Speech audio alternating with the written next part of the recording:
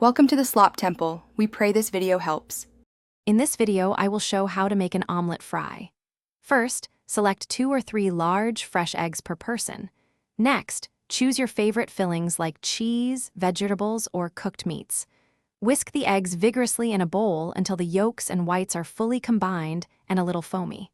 This aeration helps create a lighter, fluffier omelet.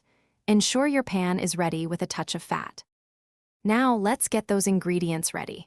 Finely chop any vegetables you're using, like bell peppers or onions, so they cook quickly and evenly. If you're adding cheese, shred it for better melting.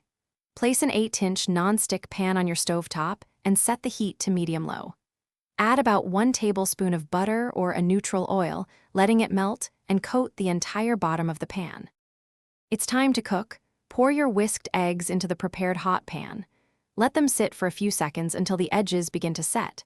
Then, using a spatula, gently push the cooked egg from the edges towards the center, tilting the pan to allow the uncooked egg to flow underneath. Continue this process until most of the egg is set but still slightly moist on top.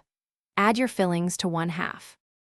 Almost done. Once your fillings are in, carefully fold the omelet in half using your spatula, creating a beautiful crescent shape. Let it cook for another 30 seconds to 1 minute, just to warm the fillings through. Then, gently slide your perfectly cooked omelet onto a plate. Serve it immediately for the best taste and texture. Don't forget to check the description for a link to some amazing socks and other great deals. Thanks for watching. Consider subscribing if we helped you.